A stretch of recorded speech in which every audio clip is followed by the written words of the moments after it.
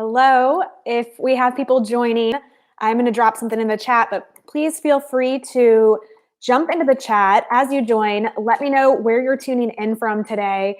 And if you are a student, a current student, where you go to school, what you're studying, I'd love to learn about you. And we will just wait about 4 more minutes until we get started here with the live. But as you join, go ahead and jump into the chat and let me know where you're tuning in from as we wait for everyone to join us here today. And also, if someone wouldn't mind jumping into the chat to let me know that you can hear and see me, that would be wonderful as well, just because I never know if the tech's actually working like it's supposed to. So please jump in. Hi, Praveen, Germany master's student. Nice to have you here. Thank you for joining. All right. It looked like we had another person in and they may have just popped out. So like I said, we'll get started right at the top of the hour. But as you are joining, please do say hi and introduce yourself. Let me know that you can hear and see me, and we will get going. Oh, thank you. Thank you, Praveen. All right. What are you studying? You said you're a master's student. What are you studying? What subject?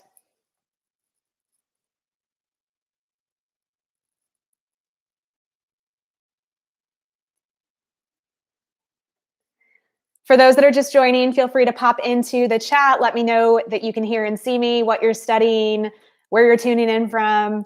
Let's see, automotive production engineering. Awesome. That sounds complicated, but kudos to you for that.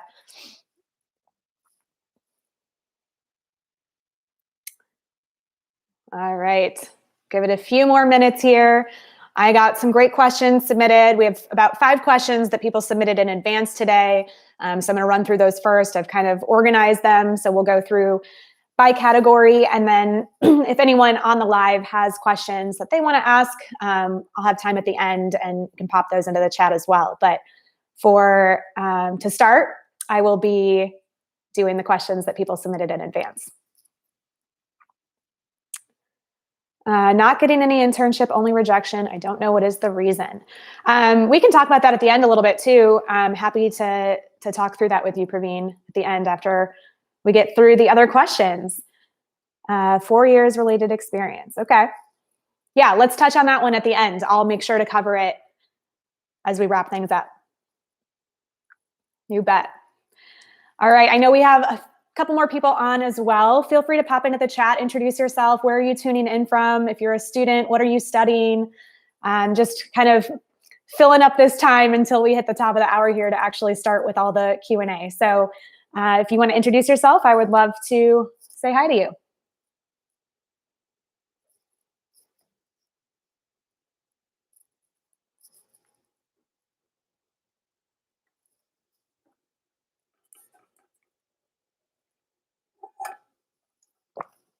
Don't be shy.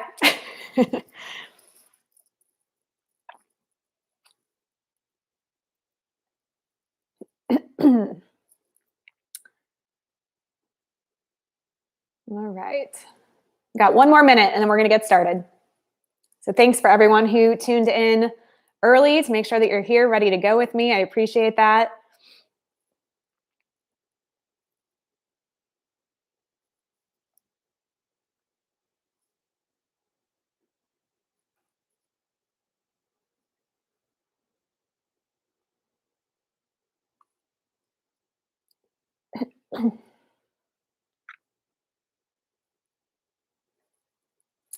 All right, if you're just tuning in, go ahead and drop into the chat. Let me know where you're tuning in from. If you're a student, what are you studying?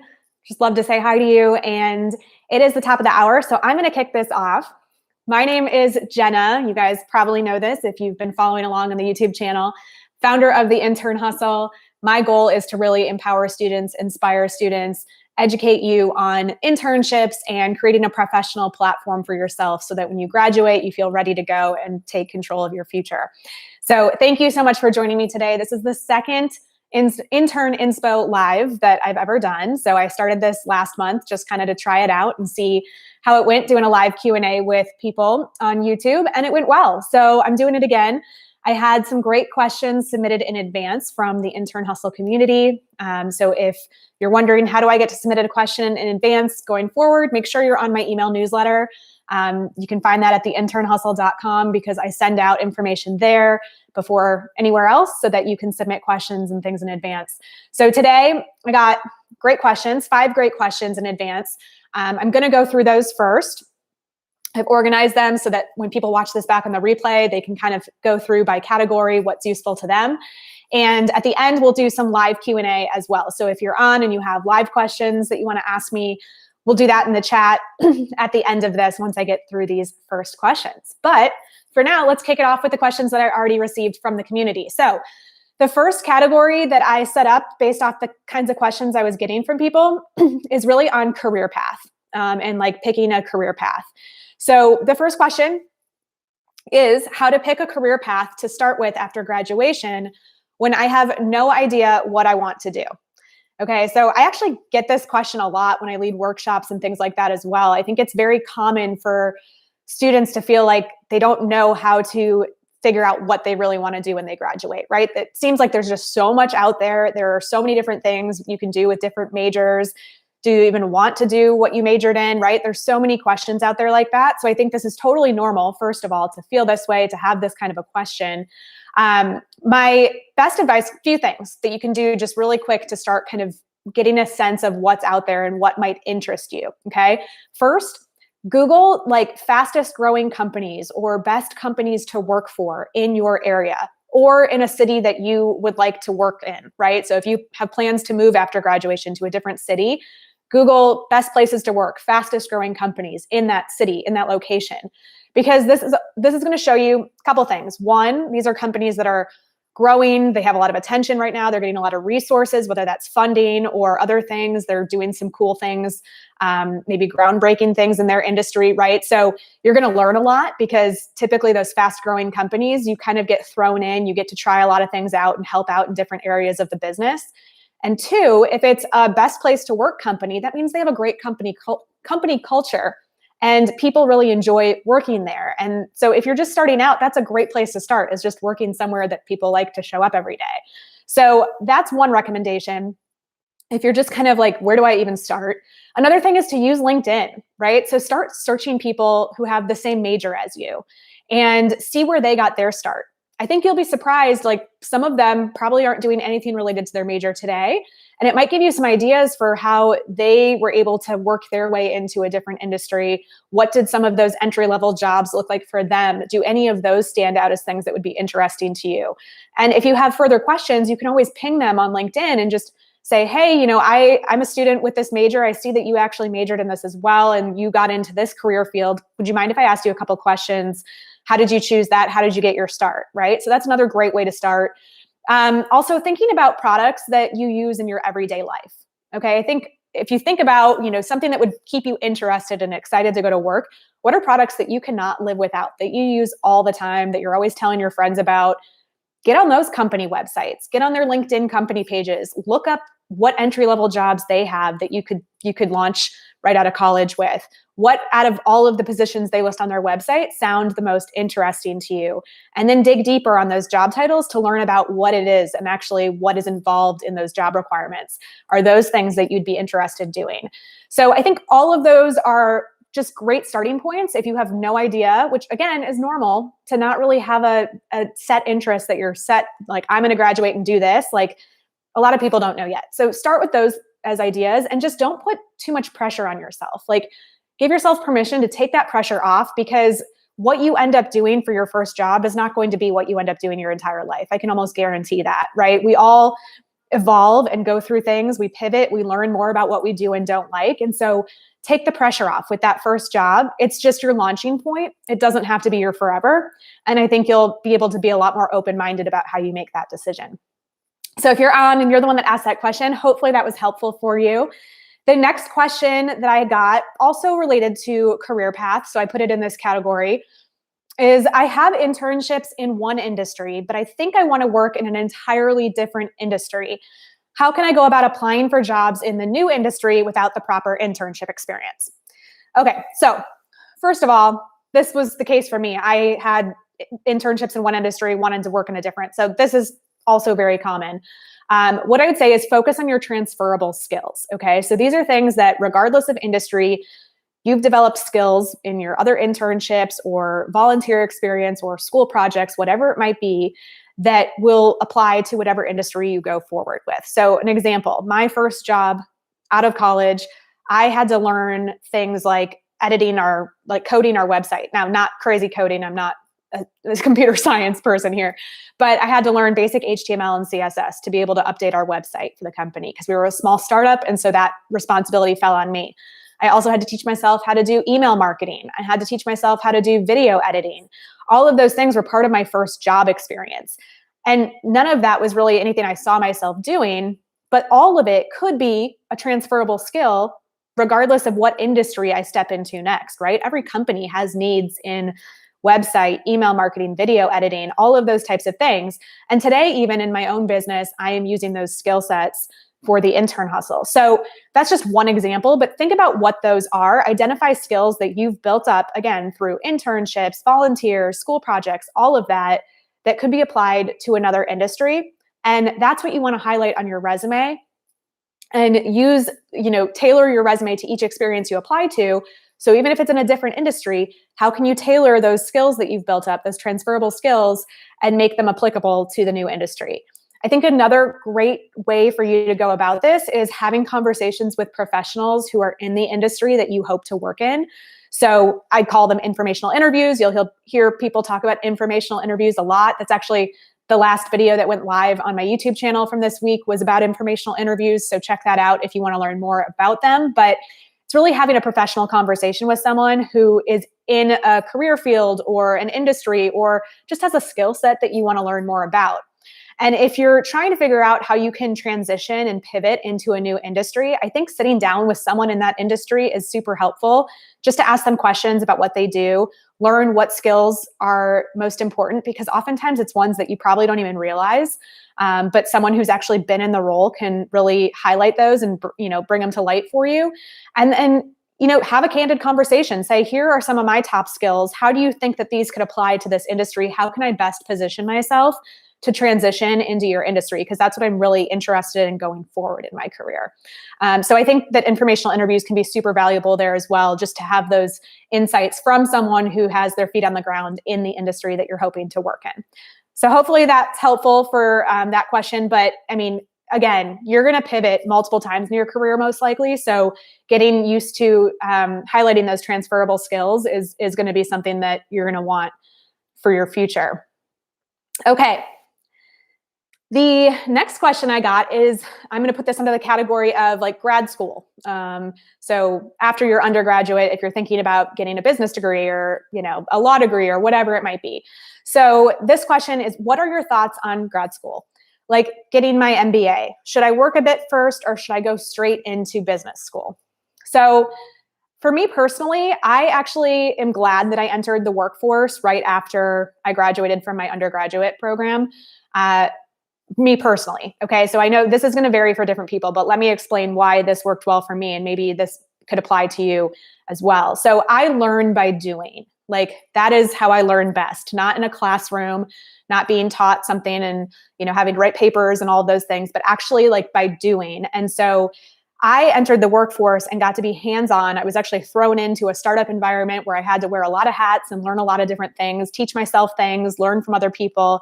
And that's how I really learned best. And actually, a lot of my career was very fast-paced company, like hyper-growth companies, lots of things going on, lots of moving parts. And so it was like rapid fire learn by doing, which was kind of, to me, felt like business school. It felt like a crash course in business school without paying for business school.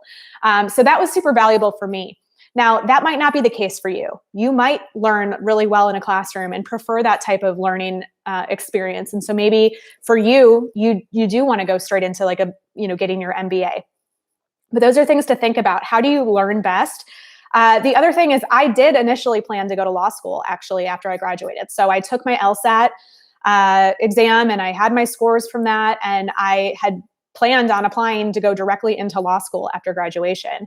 However, I got a job offer before I graduated, and it was something I couldn't pass up. I couldn't say no to it. So I decided to put law school on hold and go to that job.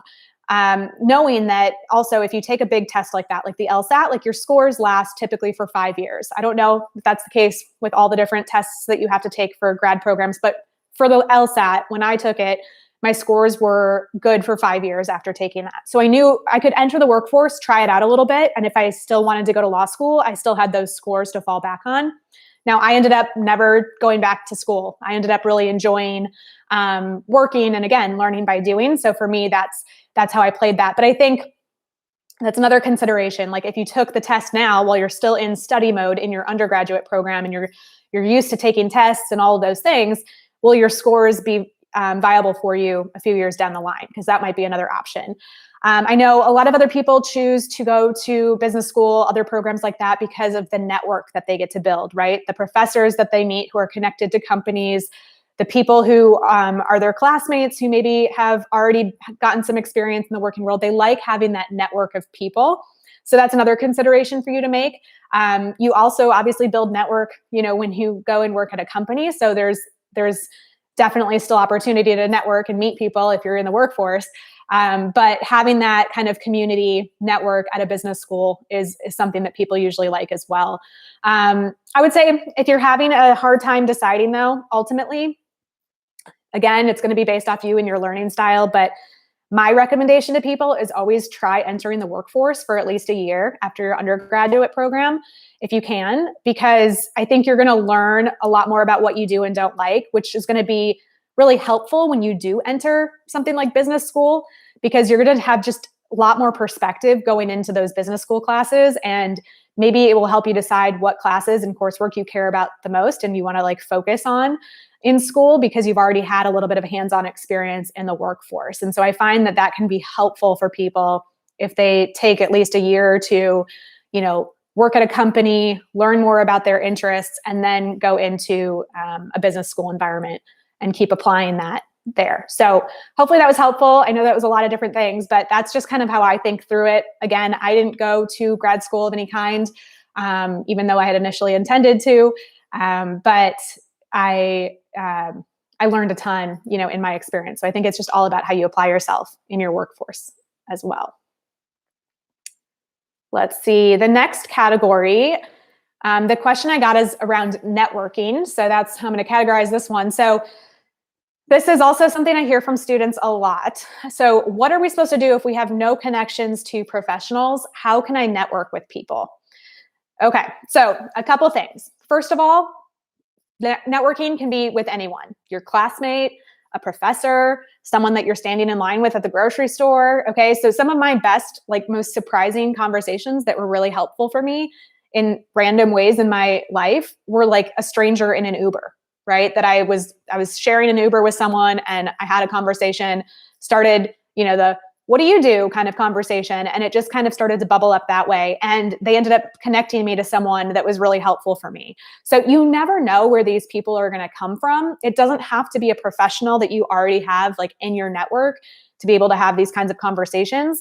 I think the biggest piece of advice I can give you is to start practicing having these conversations. So if that is with a classmate, if it is with a family member that you haven't seen, but you're getting together for Thanksgiving or whatever holiday, and you just start telling them about what you're interested in, what professional goals you have that you're hoping to pursue, getting comfortable having that conversation and practicing having that conversation, because the more you do, the more you're going to get clear on what you're looking for. And it's also one of those things where you never know who these people know, who they may be able to connect you with, right? So they might not be related to the industry that you're hoping to get into or any of those things, but they might have a really good friend who is, and you're never even going to know if you don't have that conversation with them. And they're not going to know what you're looking for if you don't tell them. So you don't have to have connections to professionals. It can start with family and friends. It can start with classmates, professors, and complete strangers, people that you ride the elevator with. That's just one way to look at it.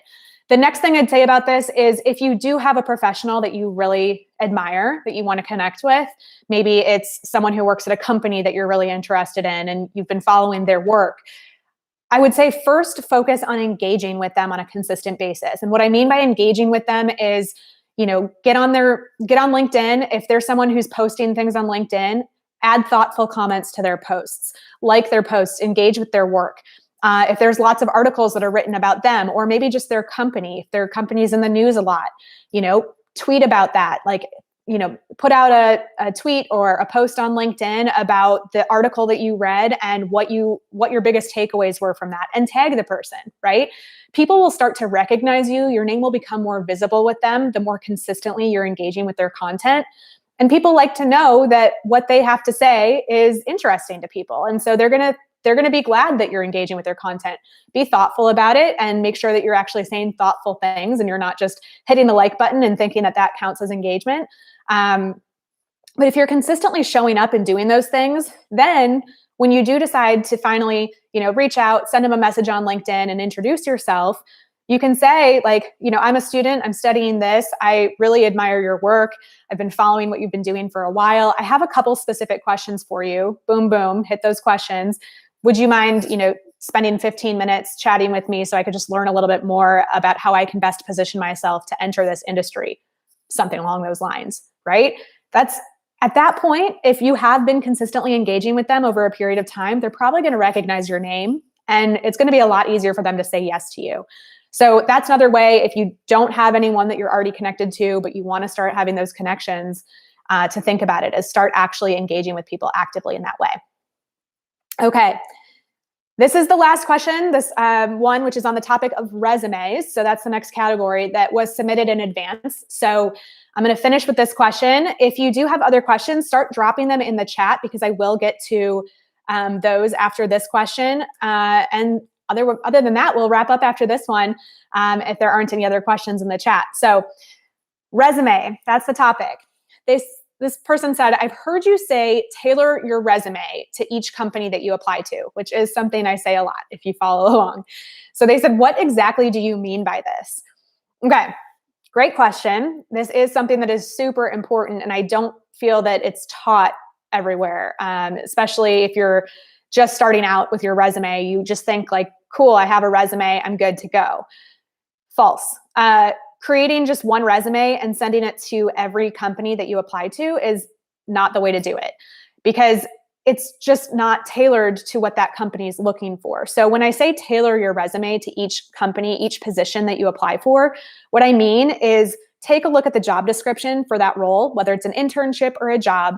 Take a look at the job description and what keywords are they using in that job description.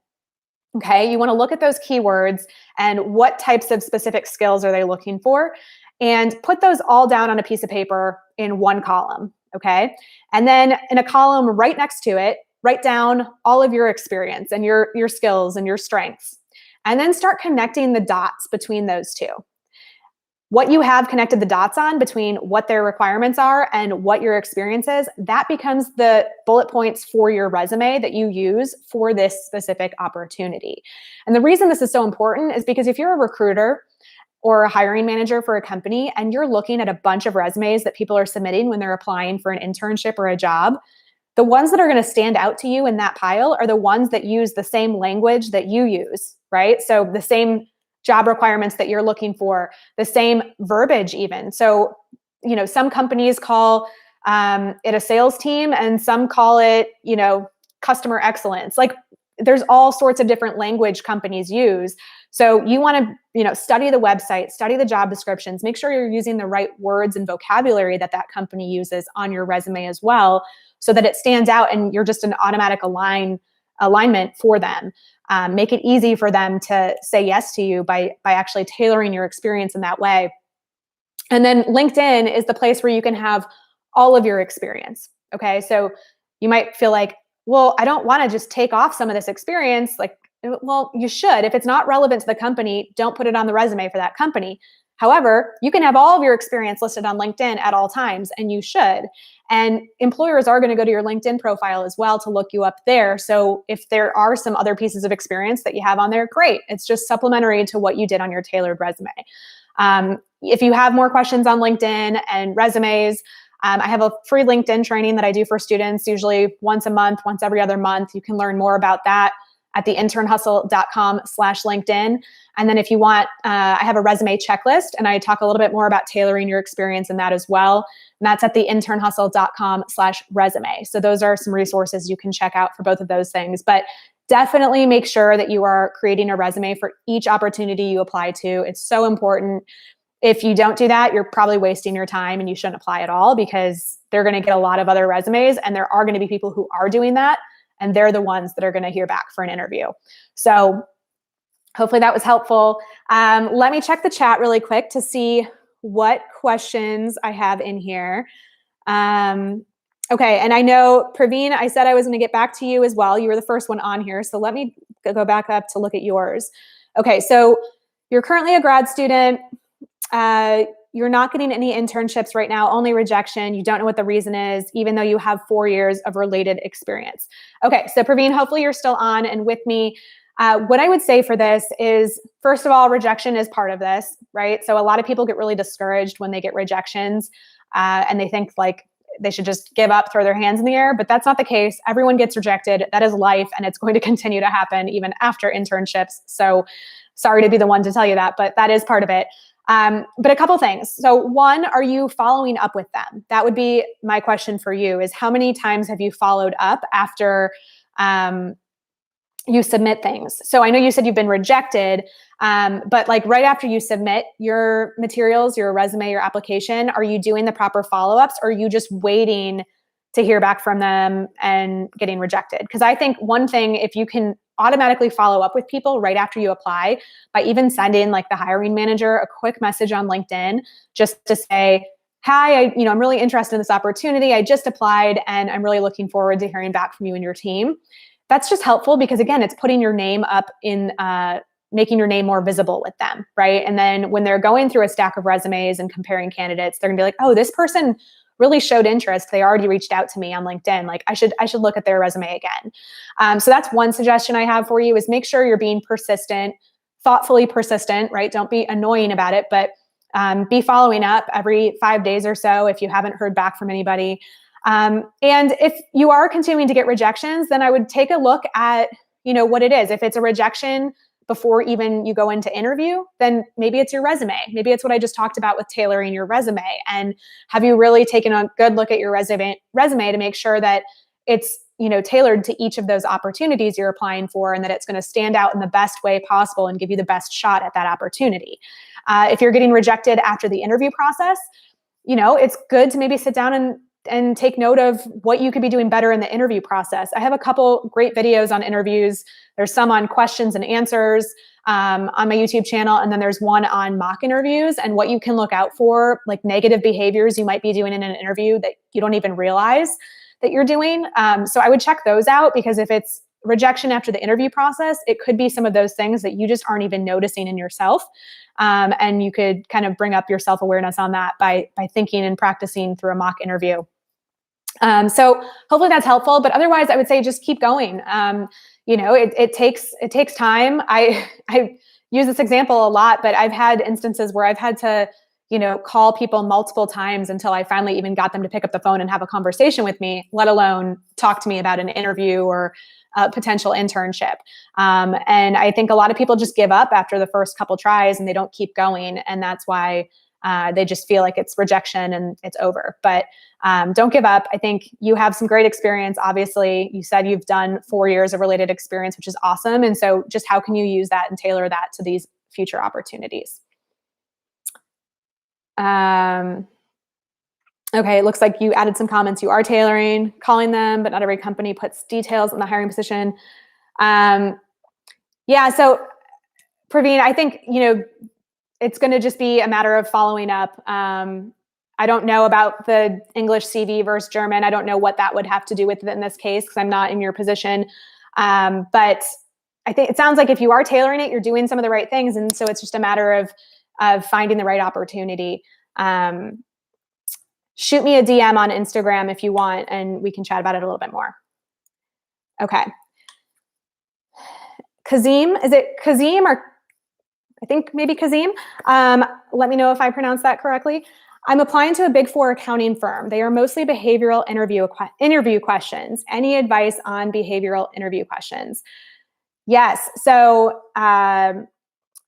these are very common questions. I think the best thing you can do with behavioral questions is think about like actual stories that you can use, like specific examples.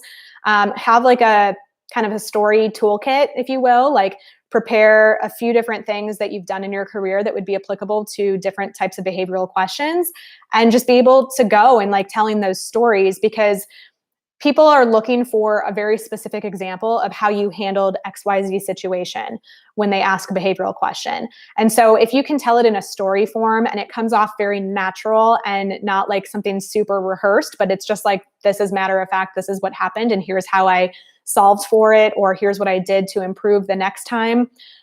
Those are the types of things that people are looking for, because it's really about, you're a human. How did you handle this in a human way? How are you showing that you're self-aware? And so kind of do a brainstorm session about some stories that have happened, you know, in school or in internships you've had previously, and how you can turn those into covering a few different behavioral questions. Like, how did you work with someone who was challenging and, you know, move past that? Or, I'm trying to, like, if you had a tight deadline for a project and like you weren't going to hit it, like, what did you do? How did you work with your boss to manage that process, right? Think about things like that, and stories that you could then use when giving specific examples. But they definitely do ask those questions. You are correct. My brother was an intern at EY, so and worked still works with EY. So I know that he got all of those questions as well. You're from Rutgers University. That's awesome. Big Ten. All right. Faraz said, hi, Jenna. Just wanted to say thank you for all the time and effort you put in. I received an internship offer for the coming summer, and your videos helped me a lot throughout the process. Thank you so much, Faraz. I appreciate you following up to let me know that. Congrats on your internship offer. Let me know in the chat what you are going to be doing. That's so exciting. And I'm really, really touched that you took the time to follow up and let me know that. So thank you. And kudos to you for showing up on these lives. I know that you're always showing up for yourself and learning. So that is a big part of it. Kazim, okay. All right, you guys, those were the questions in the chat. Thank you so much for everyone who showed up live. I hope this was helpful for you. I plan to do these again in the future. So again, if you're interested and you want to be able to submit questions in advance, make sure you're on my newsletter at theinternhustle.com is where you can sign up for that. I do send that out so people can submit questions in advance. And let me just check my notes if I had anything else for you guys. I'm going to save this to the YouTube channel. So if you want to go back and watch any of this afterwards, it takes a little bit of time to process, but once it's done processing, I will have it saved on the YouTube channel so you can go back and watch it. And yeah, I think that's it. That's all I have for you guys. Otherwise, I put out new videos on YouTube every Monday. So be sure that you're tuning in for those as well. All right. Take care, everybody. I hope you have a great rest of your week. Thank you for joining me today.